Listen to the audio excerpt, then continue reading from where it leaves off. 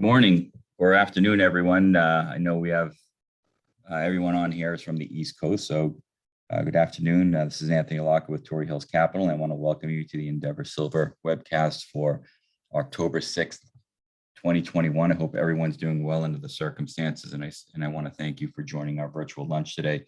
Almost all of you are familiar with Endeavour Silver. The company presented about 5 months ago, but there have been some key developments since then.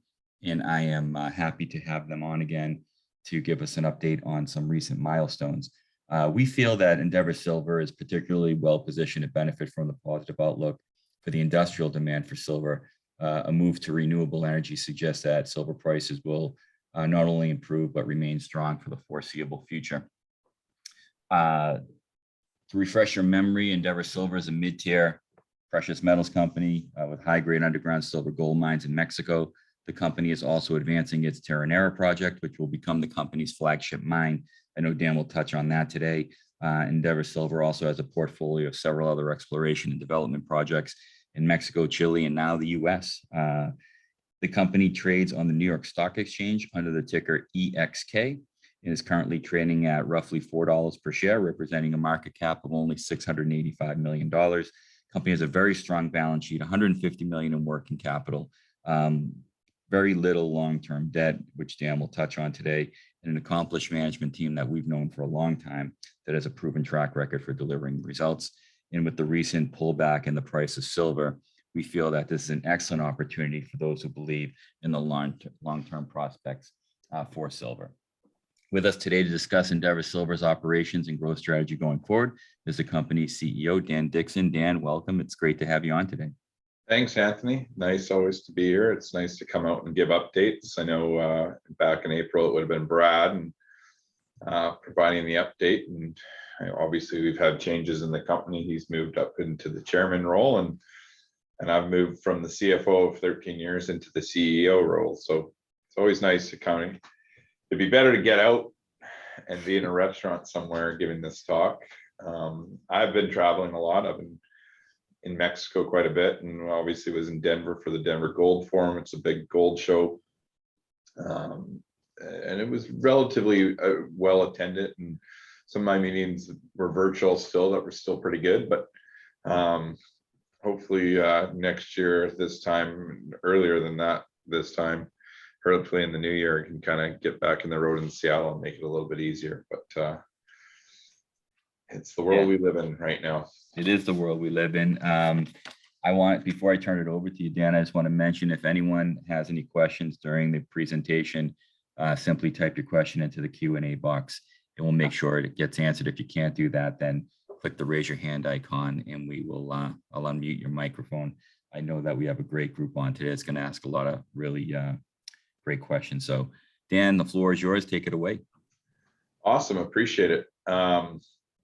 Yeah, my understanding with most of our viewers and listeners have heard the story about 5 months ago. It's really the update. And as I say, with the transition from Brad moving up to chairman and me moving to the CEO, a lot of the questions we get is what's going to change. And first and foremost, I don't think there's going to be significant change. I mean, I've been part of the strategies over the last 13 years, and we want to maintain that silver focus, and we do feel like we have some of the best silver leverage in the space. Partly it's constraints on margin. So as prices increase, obviously our cash flow increases exponentially when we have some higher cost mines. And we've been around at Guanaceví now for 15 years, at Bolañitos for 14 years. We've never had more than a 2-year mine life on paper from a reserve standpoint, but the company was founded by exploration geologists, and ultimately we understand what's happening from a geological ore body, and we knew that we'd have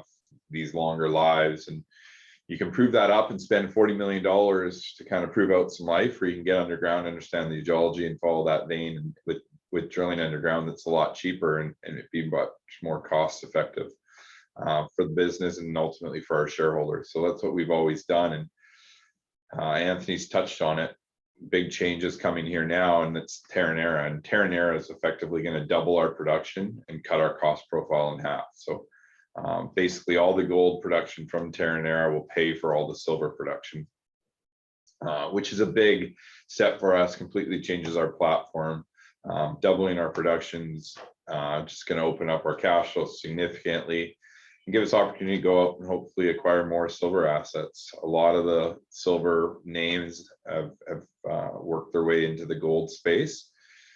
For us, we want to maintain that 51% revenue coming from silver. The rest of our revenue actually comes from gold. We have no base metals, which is also very attractive when it comes to that standpoint. I'll go through some of our old assets and what we do relatively quickly and spend more time on Terronera with the understanding that most people have had know us and long history of us coming around and giving updates. But we are Guanaceví there is up in the state of Durango. Bolañitos is in the state of Guanajuato. We have our head office in Leon, which is also in the state of Guanajuato. We just sold an asset early this year, January. The El Cubo asset was located right near our Leon office. And then Compass, we put in production in 2019. It was a small asset, kind of under the same principles as Guanaceví and Bolañitos. That we had this leased plant with no ore going into it. We had a small resource. We put it into production. It was only 250 tons per day. We didn't have the same exploration success we've had at Guanaceví and Bolañitos historically. And just for the size and scale and what we were doing from a free cash flow standpoint, we actually shut that down in August. So one of those things that there's lots of opportunities still there, alternatives with other Canadian companies that own concessions in the area. But we'll see how that turns out over the coming years. And behind Taranera, we actually have an asset in Mexico, southern part of Chihuahua, called Parral. We are in great shape. We have a good balance sheet. We have a competitive advantage, we feel, in Mexico. And ultimately, Terronera is something that's very similar to what we do at Guanaceví and Bolañitos. So we're very excited about it. And as I say, it completely changes the landscape of our company.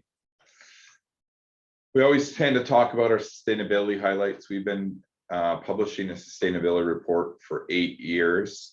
This has become way more in the forefront from a corporate governance standpoint, ESGs. From a fund standpoint, we have certain requirements we have to meet for funds to be able to invest in us. The good news is we've done this for 8 years. For mining companies, it's very important that you have a social license for beside the communities at Guanaceví and Bolañitos, and ultimately we will be beside a small community at Terronera. We've developed great relationship with those communities, especially at Terronera. Our exploration team's done a phenomenal job, and it's doing the small things for the people. And ultimately, when you do the small things for the people, it goes a long ways. And for us, we've been the last 6 months focused on internal culture, safety programs, safe production, with a program what we call Tequito, which means I care for you, and ultimately we want you to care for me too. And comes to that, and it's from a human resource standpoint, because we are seeing costs increase. How do we retain? How do we attract professionals? One, Terronera is an hour drive from Puerto Vallarta, so I think that's going to be a very key contributor to get good people there and retain people there. But ultimately, it's not just about that. It's across the way, and I always want to be kind of operate with corporate integrity and be a good corporate citizen, and give back to not just our shareholders but all our stakeholders. Recent highlights, I'd guess, in the last 6 months since we talked with this group. Our Terronera Feasibility Study came out. You can see the economics, the robust $175 million NAV using $20 silver and $15.75 gold. 3.5-year payback. Initial capex is $175 million. That was a big increase from our pre-feasibility study from 2020. But ultimately, I'll get into the details on that and what the increase related to, and ultimately why we think it's still a good project. It's a 12-year mine life, all-in sustaining cost of $3.24. So it's a project that will run through any silver cycle that we see.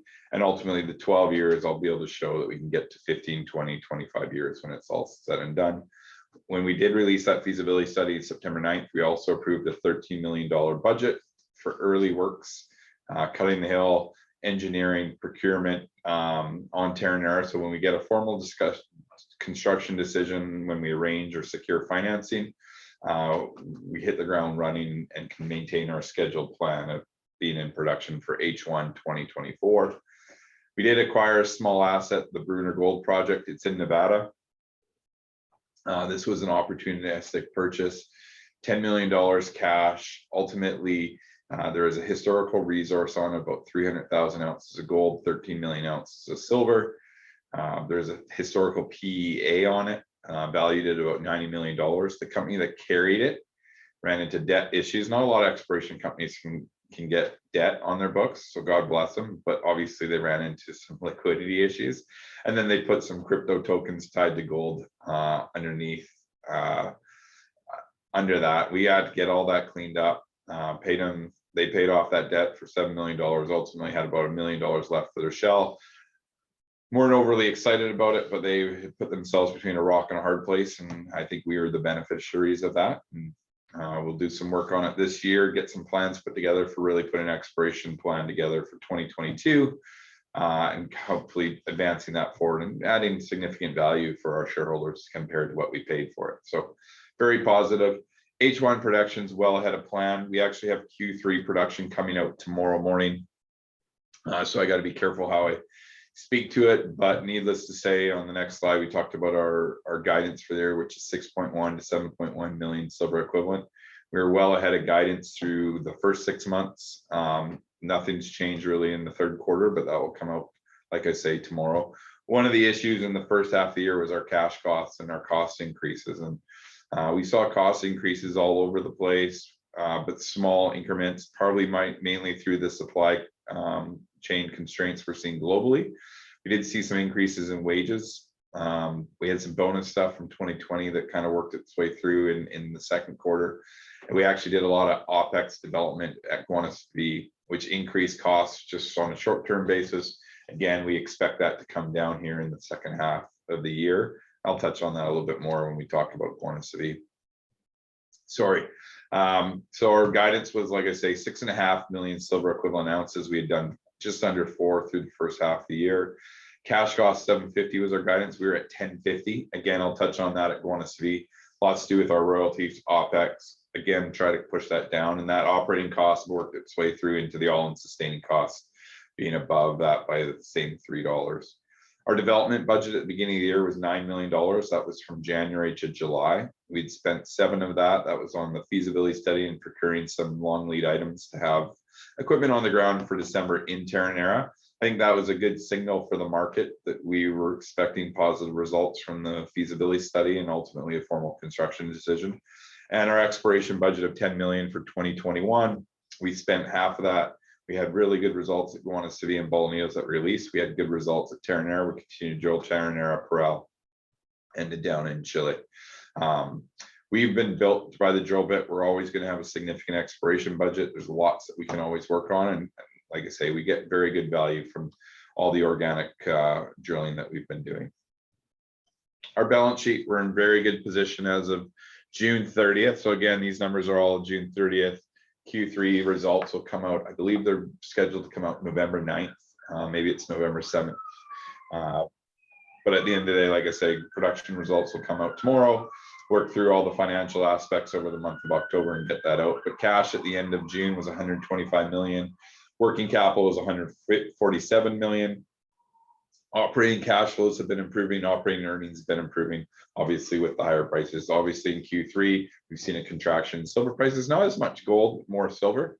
So we'll see a little dip in that sense, but we are accumulating finished goods. So we built up our finished goods balance about 500,000 ounces of gold. I think we're going to be closer to 900, almost a million ounces. Sorry, 500,000 ounces of silver, getting closer to the 900 million ounces of silver at the end of the quarter, just because we don't like to sell into the falling market. There'll be time. I think we do have a bit of a base here at $22 silver, and hopefully we bounce off that, but ultimately looking for the gold movements first. So the Guanaceví mine, I won't take long on our existing assets, assuming everybody's kind of familiar with them. We've been at Guanaceví for 15 years.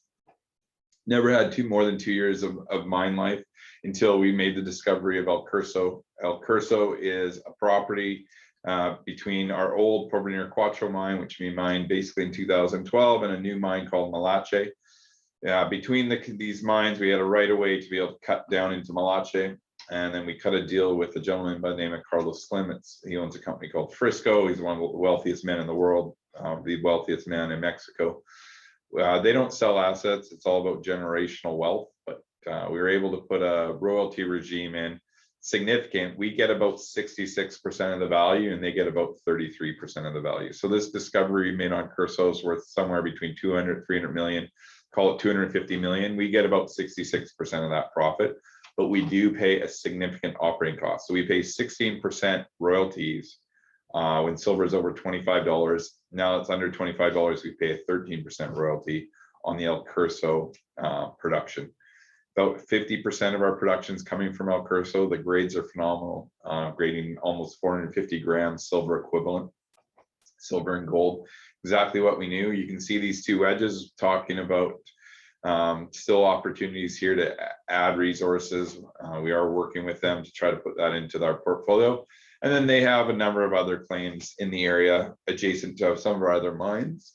But what Curso has done for us gives us another 4 to 5 years of reserves that we know, and ultimately we think we'll be here with a life of mine, including resources, for 7-8 years with ample opportunities to continue to expand that. So Guanaceví ultimately will be there for almost 25 years for a mine that we went in that was fully built, fully mined out at the time, expected to be mined out. Brought some expertise into Mexico that wasn't there, the previous owners, and here we are, still having significant cash flows from Guanaceví and what we effectively built the company off of. Costs did increase in the second quarter, and that ties to our consolidated cost profile. Most of it was OPEX development. So we developed in some areas where we didn't have reserves because under accounting rules, we have to expense that. Our operating costs were higher in the second quarter. We expect that to kind of work itself through in Q3 and Q4. And then ultimately we purchased ore. About 10% of our production comes from purchased ore at Guanaceví. That ore increases when prices increase. Again, it's a higher cost, but it's got good margins for us. It displaces our ounces, but it just puts it on the back end. And then the royalty cost. So we projected the royalty costs using $22 silver at the beginning of the year. First half, it was about $26 silver. So we paid 3% more on that royalty. And ultimately, higher absolute costs went out as well. So it really pushed up our cash costs at Guanaceví because we expect it to be more about a $14 cash cost. Again, we think that's going to work itself out here in the second half of the year. The Bolañitos mine, we've been here 14 years, never had more than 2-year mine life. 3 kind of general areas we're mining from. It is now a gold asset for us. 80% of the value comes from gold, only 20% comes from silver, just where we are in the ore bodies. We do have about 2 years of life here from a reserve standpoint again, but then there is opportunity. And they probably don't have as long a runway at Bolañitos as we do at Guanaceví with new discoveries at Guanaceví. But we're probably here for another 4 or 5 years, and then opportunities still make further discoveries. We announced drill results early this year on some Metadito veins, some veins south of Bolañitos we're trying to work out. We've got a couple new little things that we'll get out later this year. It's pretty steady state. You can see from Q3 2020 to Q2 2021, producing about 600,000 ounces silver equivalent a quarter. We've been here. It's a mature asset. It runs very smoothly. We did see a little spike in its cost per ton again from bonuses of 2020 that flowed through in the second quarter of last year. But again, costs will probably come back down to about a $70 per ton, drive our cash costs on a silver basis to quite negative.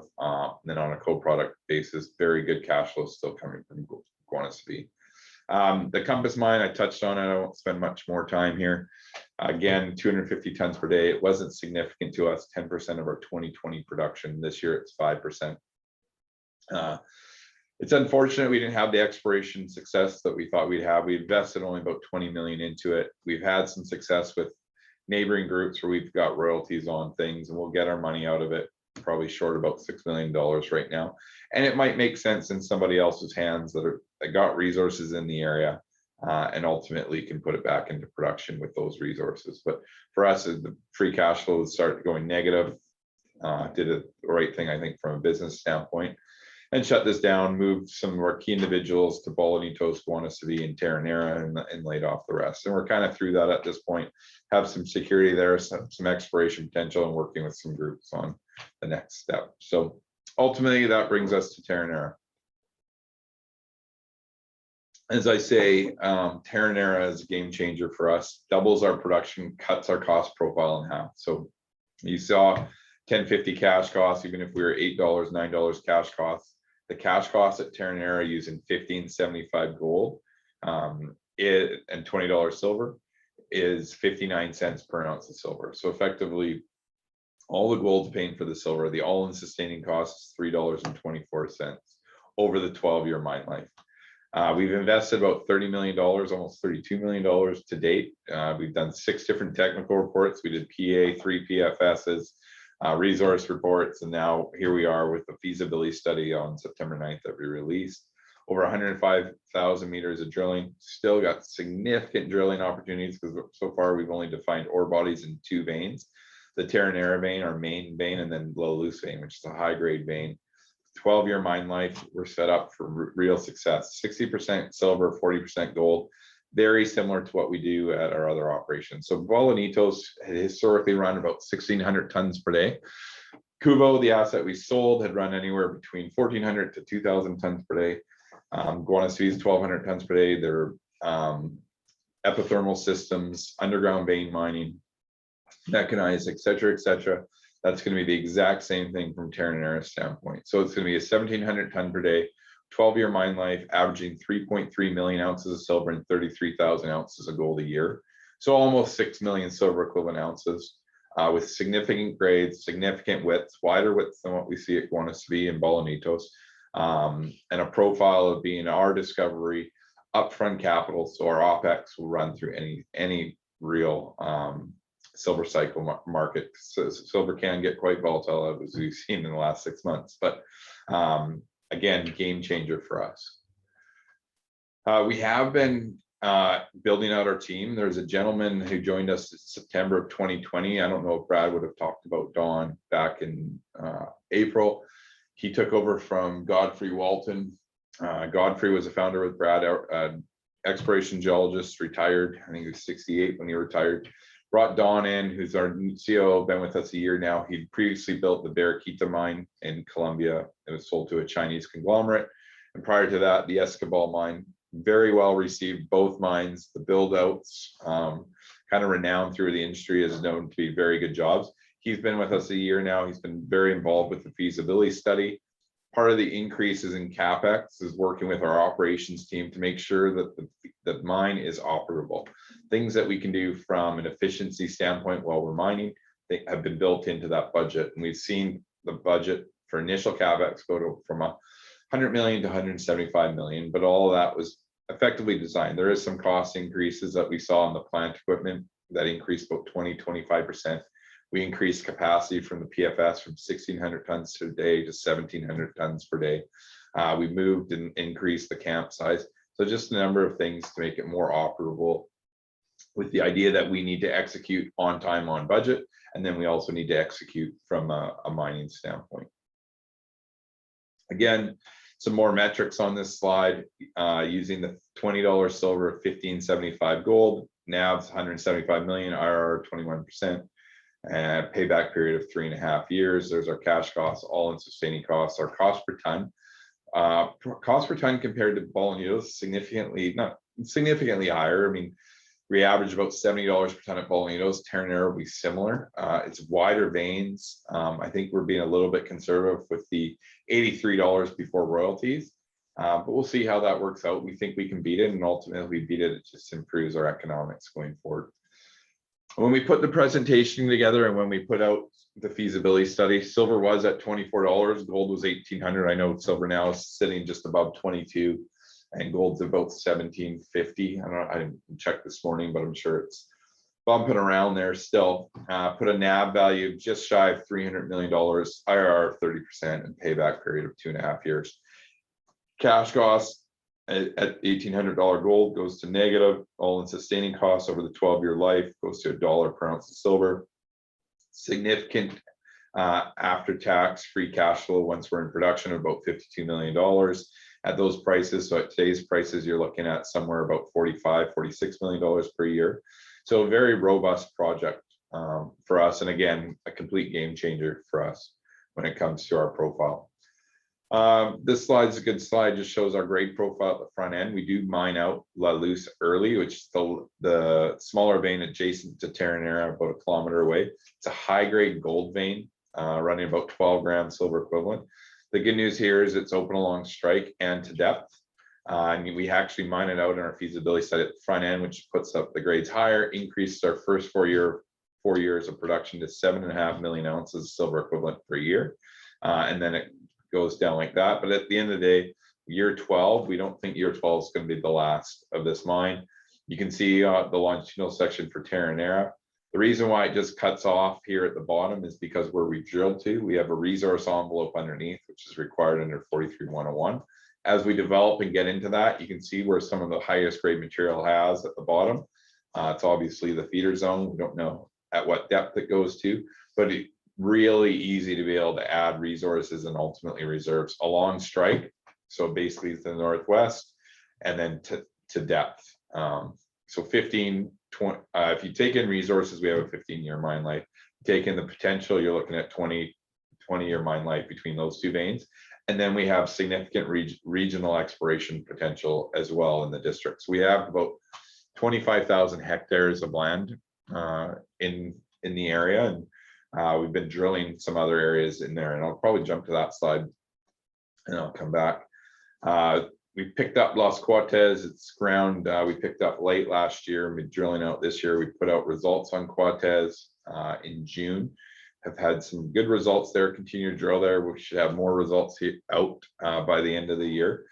Picked up Cerro Gordo. We'll start drilling some of these veins next year, but we've also been drilling southeast of Terronera down in this area. If you can see my cursor, we've discovered 4 different veins, put out some phenomenal drill results from that. We don't know if they're as big as structures as Terronera, but we know that it could be similar to La Luz and adding 500 million tons here and there, which just extends mine life. But because of the topography of Terronera, where we're situated at the hills, it's never going to be larger than a 2,000 ton per day project. So right now, being 1,700 tons per day, we're looking at just really adding years. Doesn't do massive amounts for now, but obviously it's real cash flow. And again, that's why we think we're going to be here 20, 25 years when it's all said and done. Here's where we sit from amongst our operating peer group of silvers. Cash costs were in the lowest quartile, all-in sustaining costs were in the lowest decile. So again, not many projects in the silver space have come to market over the last 3 or 4 years. There's a hand, you can count them on one hand, Chispas for Silvercrest, Los Gatos, and ultimately Terronera. For us, organic discovery made by a silver producer. Lots of upside opportunities. Again, project timeline, it's about 2 years. We approved that $13 million budget, which gets us through basic engineering and procurement, keeps us on track for commissioning in H1 2024. It is a 24-month build schedule, but again, Don's worked significantly with our operations team, gone through this. We want to make sure we can hit on time. If we can hit on time, it keeps us on budget because of all the management costs related to it. So that's what we're going to be focused on.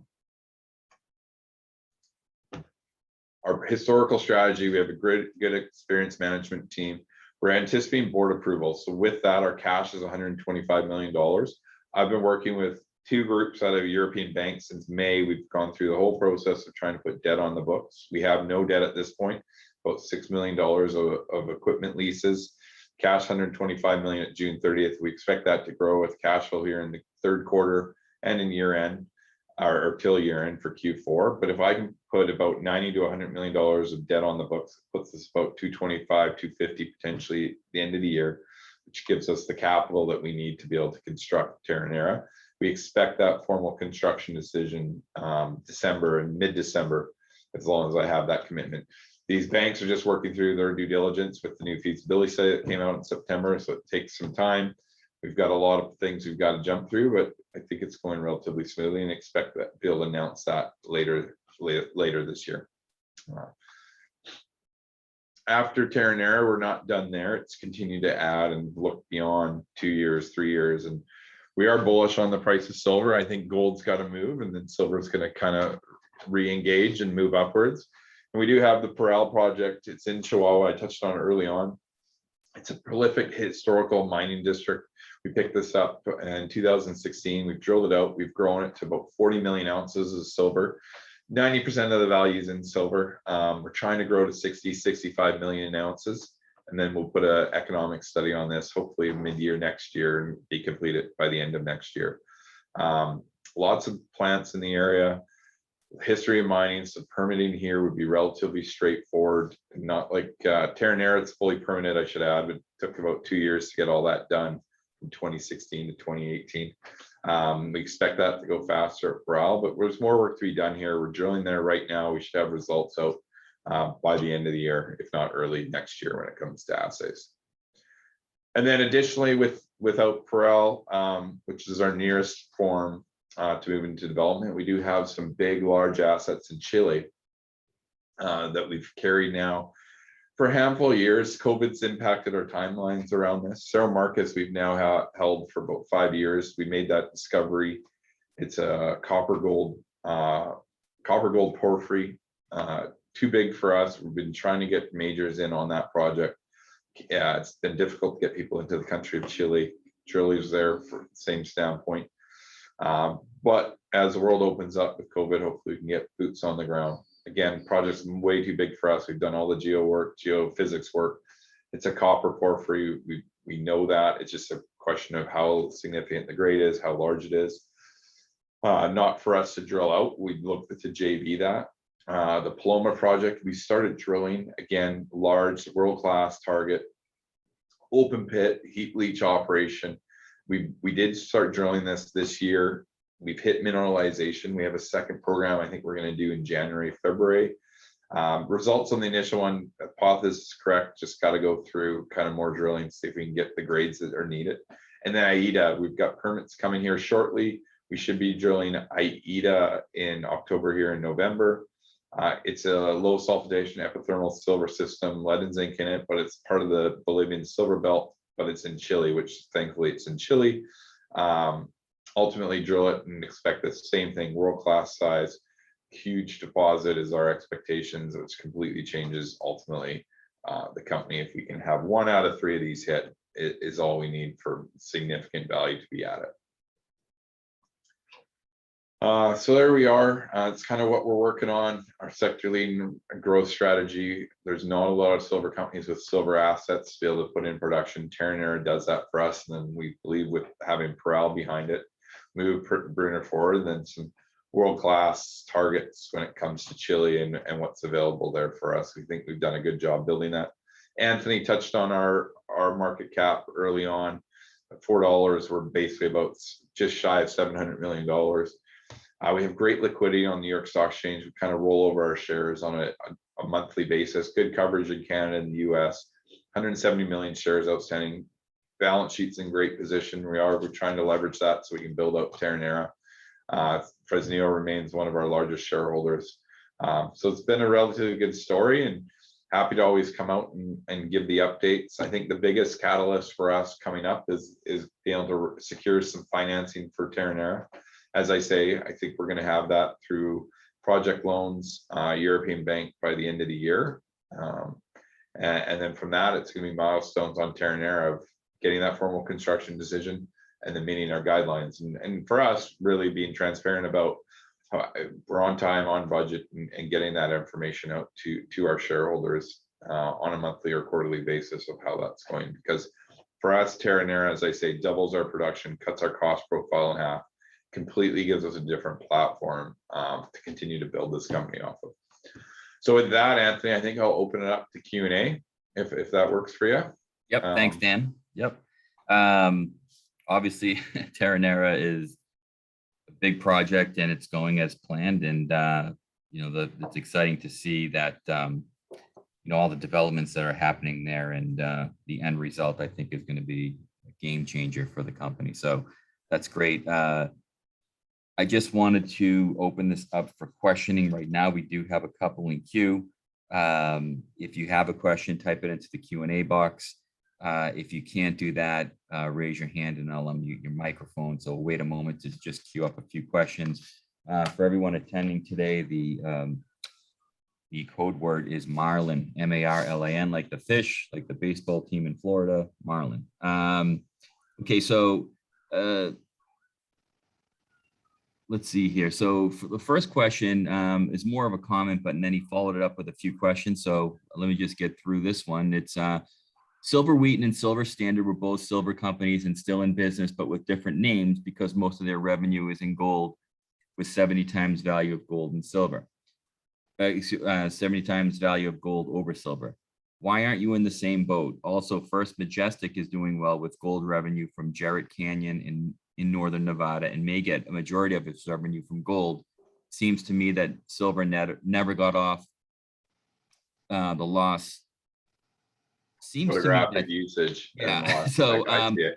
I and got do you it. see, so I think, I mean, do you see any usage of silver and EV batteries? So obviously, you know, for most of your mines, you said about 60-40, right? Yeah. And then obviously the outlook for silver from, you know, in terms of can you talk about the demand, you know, industrial demand for silver alone and where you see that headed and why it's beneficial to be in? Yeah, I think Art's questions are very good. And I think I touched on it a little earlier. Like Silver Wheaton's now Wheaton Precious Metal. Silver Standard had changed their name from Silver Standard to SSR. The other ones that you see right now, Fortuna Silver bought Rock School, which is a gold asset. 80% of the revenue comes from gold or other metals, and 20% only comes from silver. So I'm sure you're going to see a name change on Fortuna Silver relatively shortly. First Majestic's tagline used to be one country, one metal, which was Mexico and silver. They bought the Jarrett Canyon mine in Nevada, which is a gold asset. Pan American Silver, when they picked up Tahoe, they actually picked up some gold assets as well. Obviously, the Escobal mine's been under care and maintenance because of political issues in Guatemala, or not political issues, but regional issues, social issues in Guatemala. And you've seen all the silver companies move into gold, and it works. Like at the end of the day, they're precious metals, and first and foremost, as a business, we need to think about cash flow. But there is another aspect to it all, and it's primary silver, and who's a primary silver producer. And of the 800 million ounces of silver that comes on market on an annualized basis, only 30% of that silver comes from a primary silver mine. So most of it comes from base metal mines, copper mine, polymetallic mines, ultimately, I apologize for what's calling here, and gold mines, where silver is the byproduct. And that's ultimately how Silver Wheaton got going. It's a byproduct. People that weren't concerned about the price of silver, they're concerned about their primary metal supply, so to speak. And with that, because it's so scarce in silver, you actually get a multiple in silver stocks and the NAV multiple. And we trade at a higher premium than what gold companies trade at. And again, it comes down to scarcity, and people want to have that leverage to silver. There's not a lot of places to play it. And we, for the last 6-7 years, have looked for additional silver assets. There's not a lot of quality silver assets to come by. So naturally, as companies want to grow, they move into gold. Now, because so many of the silver guys have moved into gold and reduced their silver exposure, there remains a nice runway to remain a silver company and to remain that silver leverage. And for us, Terronera increases our silver leverage or maintains and increases it. Gives us opportunity to maybe pick up a little bit of gold, but we want to maintain that 51% silver production. We think it's important to us, but we're not opposed to looking at little gold assets. Compass, when we put into production, it was 90% gold. Obviously, Bolañitos is 80% gold. We think our silver gold's a great mix. It's not base metal, it's not lead zinc. Terronera is that. For Pearl, if it comes online, it's 90% silver and the rest of it's basically lead and zinc. So we've looked at that, completely understand it. It's worked for those other groups. Maybe it works for us, but we want to maintain that silver leverage. When it comes to the actual silver and uses of silver, the loss of photography actually was very little impact. The silver used in photography actually gets quite recycled. So you only lose about 8% of that a year. And if your supply and demand works 800 million, you're not losing that much silver to photography. The other largest user of silver on an annualized basis is actually Dow Chemical. And they use it for chemical reactions and helping out chemical reactions, funny enough. And again, it's recyclable. So they only lose certain percentages, but they are still the largest at buying silver and using it from an industrial aspect. From a marriage gift standpoint, first off, I don't think any marriage gift's worthwhile. And silverware is the absolute worst thing when it comes to having to clean. I have a couple things. I find it the most frustrating thing to have to clean them as they oxidize. So I never thought of silver as a great jewelry. But what has been happening, and kind of the next question by Art, is from an industrial standpoint, you've seen a massive increase in the last 10 years of industrial uses of silver. And when it comes to electrification and what we're seeing in EV vehicles, but it's not necessarily what's happening in the vehicle, it's the screens that we're all using. When you get these small screens that are very thin, the best point of contact is silver. It's the best energy conductor that you have in any metal because it loses the least amount of heat when it connects. So all cell phones, all screens being put into electric vehicles, all your contact points in electric vehicles are actually done with silver. And that's exploded the amount of usage of silver. So we've seen it in solar panels. Solar panels are getting more efficient, but that's one of the larger uses of silver at this point from an industrial standpoint. So silver is absolutely growing, and the electrification and greenification of the world is going to only benefit silver from the industrial aspect. And when it comes to silver versus gold, gold's a monetary asset. As gold moves, silver lags it and then overshoots it. We've seen that for 100 years, and that's going to continue. And that's why I look to a lot more gold data than silver data when it comes to trying to figure out what's happening in those silver prices. And gold's sitting at 1750. It's not bad. If it can break back into the 800s, it's got a lot of runway. And when that happens, then you're going to see silver move and then push up into the high 20s and into the 30s. If silver gets into the 30s, then there's a long runway for upwards after that. But I think right now, for the next couple of months, we're going to be consolidating. But to answer, to kind of wrap that up, it comes down to silver's got the monetary aspect and it's got industrial aspects. And as industrial grows, it's going to put more leverage into that monetary aspect. That's going to give it even more volatility. What we see historically, we've run about 65-1 silver to gold ratio. Right now we're 78-1. The highest it ever got to is 110, which was 3 years ago to 1, and it got as low as 34, 35-1 back in 2011, 2012, when things are really humming. So silver and gold's not overly different. We're going to maintain that silver. Understand Art's question about, hey, do we want to get into gold? We can use the value in our stock to pick up some cash flow, but at this point in time, we're still continuing to be a silver company. We want to be a silver company, and we want to be in that market of being that silver space. So, and thanks for that, Dan. Yep, absolutely. Another question, at your Parral project, is it to be underground or open pit mine? And can you explain more about the land package, size, etc.? Yeah, we got about 15,000 tons. There is a lot of underground mines in that area, and we would be an underground mine.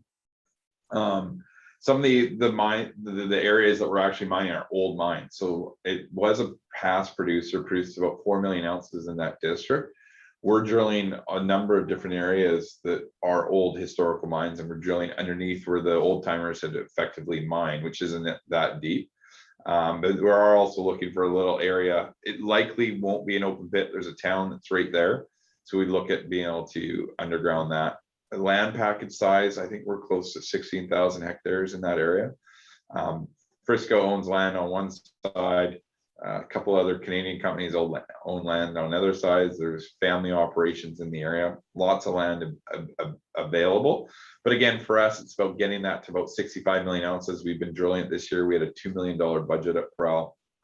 I think we've spent about $1.5 million to date. We should get it, like I say, getting results out in the fourth quarter here and continue to grow Parral. But we have a lot of work left at Parral. Like I say, probably do a little bit of drilling into next year, and then put an economic study on it for it to hopefully get in the pipeline to be our next mine after that.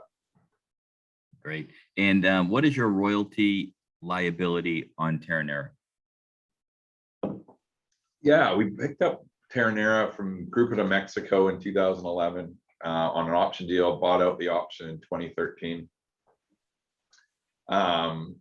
Ultimately, we paid 2% to Grupo de Mexico. NSR royalties, so on all silver and gold. And then there's always in Mexico, there's a 0.5%, 0.5% on any precious metals produced that gets paid to the government. So effectively, there's a 2.5% royalty on Terronera, which was built into our cost profile. So I think our gross cost on a per ton basis is $87, about $5 of that 87 is royalties, so about 82 without it. Okay, great. And what do you see the gold silver percentage ratio 5 years from now for the company? That's a fair question. With Taranera coming online, it would maintain that 60-40. Like right now, we're about a 55-45% split. With Terronera coming on using today's prices, it's a 60-40 split. So we're still going to be about 60-40 just because of that the dominance of Terronera that will become. But again, that comes down to the revenue and what prices you're using. So today we're 80-1. Hopefully in 5 years, with what we've seen from a sovereign debt standpoint in the United States and across the world, it's not just the States about printing money. Ultimately, I do feel like that ratio is going to tighten. So if that ratio tightens in silver, it's 50-1, then obviously our silver gold ratios now becomes, call it 65-35. So part of that question is all dependent on where you see gold and silver 5 years from now. But as what we're producing at today's prices, it's going to maintain a 60-40% ratio. Gotcha. And this is a really good question. Does your recent entry into Nevada indicate a future push into the US and Canada versus Mexico and South America? Yeah, no, that's a great question. First off, we have a competitive advantage in Mexico with a lot of our skilled workers or professionals, engineers or geologists, Latin speaking, speak Spanish, and ability to move south works really well and allows us to move into some other jurisdictions where the geology is good. But again, Nevada's it's the silver state, and ultimately it has great geology, great place to operate. The US is obviously a phenomenal place to operate, one of the best places in the world. Our move into Nevada was a little bit more opportunistic than going, oh, we want to get into Nevada. The fact that the company prior to us that held Bruner was in debt trouble with what we think is a good resource that can grow with a PEA that we thought was well thought out. There needed to be more work on it, but can it be improved? And once it grows, can add significant value. To pick it up for $10 million, it was kind of for us like, okay, this makes a lot of sense. We can't lose money on it, so to speak. Like we'd be able to move that asset again pretty quickly. That ultimately the move to Nevada, like I say, was more opportunistic. Now we're starting to build a team out there. So we have a geologist that we're going to be hiring here. Hopefully he's on board here in the next week. And we are looking at other properties in the area to build some scale. So with getting into Nevada with the one asset and having an exploration program put in place for 2022, it may only make sense to pick up and look at some other things in Nevada. And there is some low-hanging fruit, things and opportunities for us that from a scale standpoint make sense. So not significantly size things, but as you're building that team and building scale, it makes sense to have maybe 2 or 3 projects that we can think about and look at. Maybe not drill all of them at the same time, but start having a base and going off from that. And that's kind of what we did in Chile. We had a project that we actually subsequently have discarded, but we picked up these 3 other assets. There's 2 more that we're working on. And ultimately, once you're there and you have that, it only makes sense from allocation of resources to have a little bit more so you get that scale. And that's kind of how we've moved into it. So not opposed to going south, not opposed to Canada or the United States, more the United States than Canada. Canada's permitting issues and timelines just overly frustrating in my eyes. I think Mexico's still one of the best jurisdictions when it comes to that. But ultimately, Americas is kind of where we want to be in that region, in those time zones. Great, thank you for that. So you're in terms of your reserves right now, is there a magic number that you're looking at in terms of when you would start to maybe sell some of that, or are you just holding on to that for a particular period of time. What are your thoughts on that? Yeah, holding reserves. I mean, I think we always want to move our ounces forward. So, I mean, there are ounces in our Cometas, an area up of Pearl. It's really near a town. It's been on our books basically for 10 years. It's only 8 million or 9 million ounces, but I think it's almost like any project. You want to always continue to move it forward rather than sit there. And a gentleman had brought up Silver Standard, which basically was the model of just drill ounces, find it, leave it in the ground, and that's it. And then eventually kind of the shareholders go, well, what are we going to do? Can we add value by getting those ounces out of the ground or proving up the engineering around it? And you kind of saw a breakup of Silver Standard, a management move on, and now Silver Standard's a gold company that Alistair kind of come through and taken on. So we are always looking to move our ounces. It's about project size. So 3 million ounce silver equivalent's kind of what we're looking for. Doing the Compass and doing 1 million ounces of silver equivalent, it's a lot of work for that amount when you got other assets that mean a lot more, but you're spending the same amount of time on that asset just because it needs the same stuff. So scale does become important for us. And as we get bigger and as we start producing 12 million ounces, maybe that to move that needle, it's no longer 3, maybe it needs to be 4, but we think it's 33 and a bit at this point. And if you think about that more in the sense than how much reserves or resources we have in the ground. Now, when you're developing a project like Terronera, we want it to get to a 10-year mine life to know we could handle the economics, but we thought we could stop there, and we kind of did, and end up being 12 years. But that gives enough data for us and information and confidence to be able to go out and invest 175 million and prove to the market like, hey, we're going to get a payback on that, and we're going to get a decent IRR, et cetera, et cetera. But we have 15 years, 20, 25 years there that helps us make that decision easier. That it's not 12-year mine life we're looking at. We're thinking about 20, 25 years at Taranera. So all of it goes in hand to hand of thinking about scale, how many ounces in the ground, et cetera, et cetera. And each project's different, depending on grades, shallowness, area, permitting issues, et cetera, et cetera. Yeah, and I appreciate that. I appreciate that answer. I was, and that's important. Those are important facts, of course. I meant more of the 600,000 in silver that you're actually holding. Our finished goods. Yeah. Yeah. Obviously, you don't want to sell silver down at these levels, but is it more of a price? Is there a magic number you're looking for? Yeah, sorry. Yeah, no magic number, magic trend, I'd say it's the right way. Like we saw the 24 to 22 happen quite quick. At the end of Q2, we're sitting on, I think, 550,000 ounces of silver, not a lot of gold. That's grown here in the third quarter. Like we're going to be closer to 900, almost 1 million ounces. And that's kind of the level.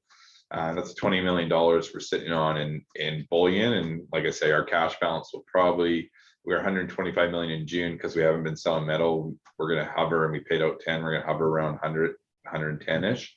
I don't think we want to hold more than that. But I do want to see this trend start to turn, and I think it will in the fourth quarter.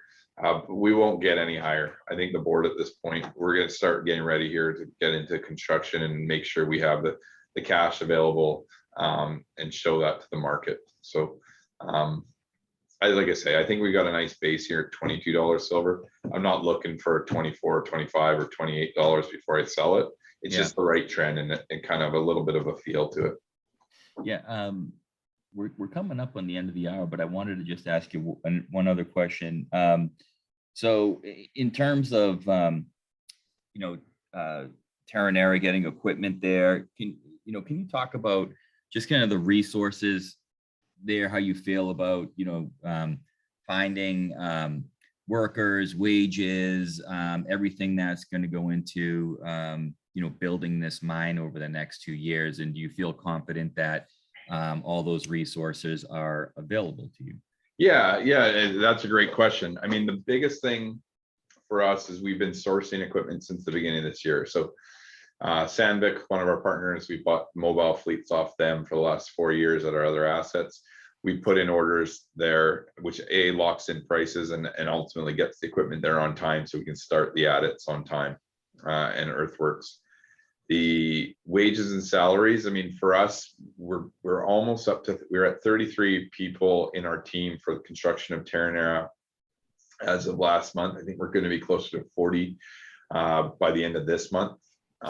Everybody ready to hit the ground. So, and Don's experience of doing this and just kind of working with him over the last year with the feasibility study and a group that we call, or it's called Newfields, very reputable firm, small boutique group, put a lot of, kept kind of Wood, who did our feasibility study, in check when it came to Cadillac stuff, in check when it came to gaps, things that they're missing. So kind of both ways. And just seeing that and working with them over the last years, I got all the confidence in the world in Don, and knowing other guys in the industry that have worked with Don, the mines that they've visited that Don's built, he's got a very good reputation. Ultimately, that team's not, it's not just him, it's the people that he's worked with in the past, and he's kind of gone through it, he's done it before, he's building the guys, not always the exact same guys that he's had either at Escobal or Barraquita, but similar, and maybe a combination of either or. And so that's working its way through. So I have nothing but confidence in our team. We're not doing an EPCM approach where we just hire Wood and they're going to build it and it's done. It is an EP plus C plus M approach. Like, we are taking ownership now of this mine. Our expertise is underground mine development, underground mining. We don't need to outsource that. What we need to outsource is the vertical upwards. And we've been working with engineering groups out of Mexico, ex-M3 guys. So we're in good shape from a labor, engineering, and construction standpoint, because we've been doing a lot of this stuff over the past year and getting ahead of it. I guess some of the concerns, we already have a ball mill in the warehouse. Some of the concerns would be about steel and locking in some steel prices on the plant. But we did see an increase from 2020's PFS to our feasibility study. We built about 25% increase into that plant equipment. And that's coming off a little bit now because it's been a little bit of apathy in the marketplace over the last 6 months of what we're seeing. So the biggest thing, and it comes down to labor, and Mexico's got a long history of mining and be able to do that underground and maintaining our mine development underground. So I mean, there's a lot of risk there. I've got anxiety about a number of different things with going into the build, but with that anxiety, I think we're knocking off a lot of those risks. Like, hey, how are we doing it? And if I didn't have that concern, I'd be more concerned, so to speak. Like, it's like, okay, we got to do this, this, and this. And I think we're doing a great job of kind of mapping it out and building contingencies in our time that we're hitting everything that we're saying, and we'll be able to deliver for 2024. And the goal is to be on budget. And I think, and Don's kind of adamant, to be on budget, you need to be on time. And that's the most important aspect to it all. So yeah, we'll see how it goes. Yeah, and it certainly looks like things are going that way. I think we're going to leave it there for today. Thank you again, Dan, for coming on and bringing us up to date. A lot of exciting developments happening with the company. Looks like 2022 is going to be a pivotal year for the company, and we're looking forward to watching the developments as they happen. Before we wrap it up, do you have any parting words? I mean, silver's, the stock, I think, is on sale at these levels, and I think silver has certainly been beaten up enough. Any parting words before we wrap it up? Yeah, no, I just appreciate everybody taking the time out of their day, and hopefully over lunch it was good. And if people have any more questions, happy to answer it. And we can reach out through the website to Galena or our IR. But at the end of the day, it's timing. Sometimes timing, I know you can never time the market, but it's entering stories when everybody else is scared to is kind of the way to go. And if you can invest like that, and it works out well, but it's always easier said than done. So I just like to come out and tell a story. I guess I say appreciate everybody's time. Yeah, and thank you for your time. In the meantime, you can get additional information on Endeavour Silver at the company's website at edrsilver.com, including details on the company's current projects, as well as technical reports and press releases. I encourage everyone to visit the site. There are some short informational videos about silver and its role in the economy that are great. And I think, we feel strongly that silver is going to continue to improve, and it's a really good time to take a look at the stock right now. So with that said, I'm going to thank all of our attendees for joining us today and getting up to speed on Endeavour Silver. I look forward to your feedback. Please get that to us as soon as you can. I'll be sending out the feedback link right after the meeting. And I thank you again for your time. Until the next time, everybody be safe, be well. Thank you, Dan. And we will talk to you soon. Thank you. Have a good day. You too.